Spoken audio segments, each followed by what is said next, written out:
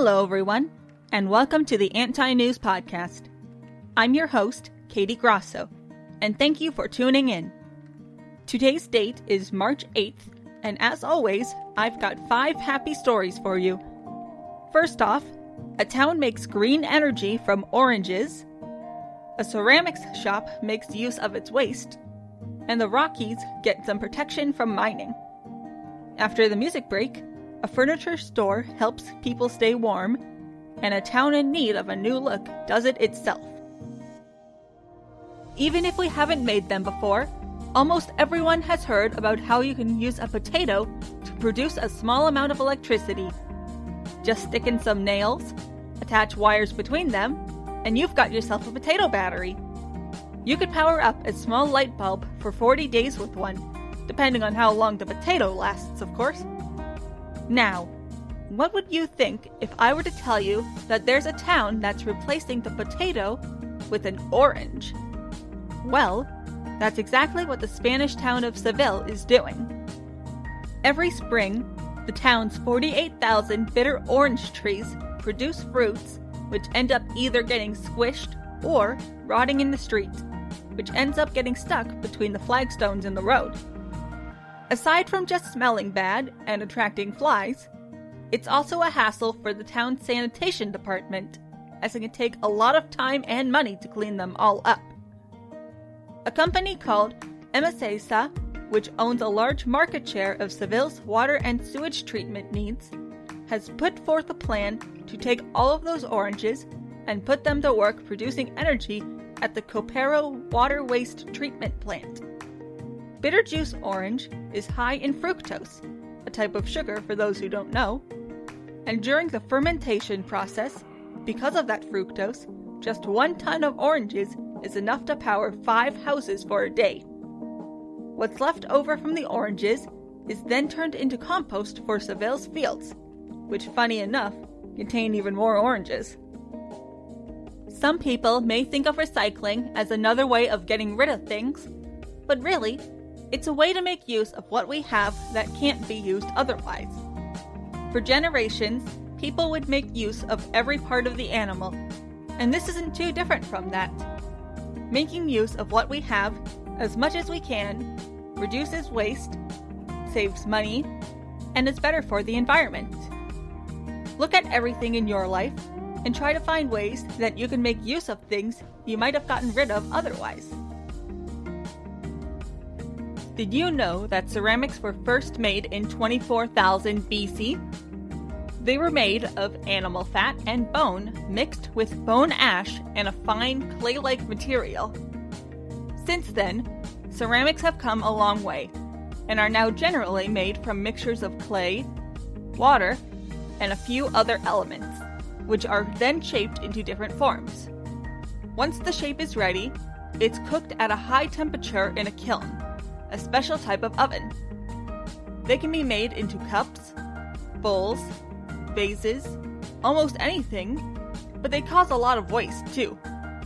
However, one ceramics shop has released a new line that addresses this issue directly.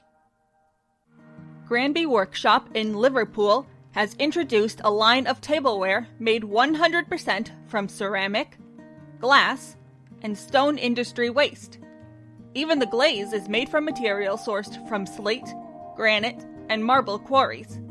By doing this, Granby Workshop is helping to reduce the 68 million tons of ceramic waste that ends up in landfills in the UK, which is better for the environment and better for the company's wallet too. The workshop was made as part of an effort to rebuild the Granby neighborhood, which was nearly ruined by decades of poorly planned regeneration initiatives. Their first products were focused on the houses that were being renovated, such as bathroom tiles, door handles, and fireplaces. From there, Granby Workshop expanded their line, which eventually led to where they are now. A little effort and a little love can go a long way into making something. Just do your best and you should be happy with the results. If you know anything about Canada and Canadians, it's probably about our love for Tim Hortons, hockey, and maple syrup. But you might also be familiar with our beautiful landscapes, from far-stretching plains to gorgeous mountains and forests that stretch for miles, all filled with incredible wildlife. One thing we pride ourselves on is our conservation of wildlife efforts. So when Alberta started talking about repealing a law that protected the environment, people were up in arms. The Rockies are home to threatened wildlife, First Nation lands, grazing lands, popular recreation sites, and are sources of fresh water for many communities.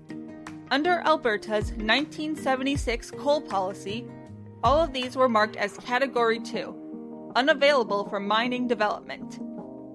However, the Alberta government looked to repeal this law, which would have taken away that protection and put all of the things I listed in danger. When word about this got out to the public, people from all over Alberta, from country music stars to farmers, let Premier Jason Kenney know that they were strongly against this change. "We admit we didn't get this one right," said Provincial Minister of Energy Sonia Savage. "We're not perfect, and Albertans sure let us know that." The United Conservative Party went back on this decision, not only leaving the policy in place, but sending out a clear message that no mining was to take place in areas that were Category 2, nor would there be any future plans to change the policy. The environment is many things: beautiful, dangerous, breathtaking, but one thing it shouldn't be is gone.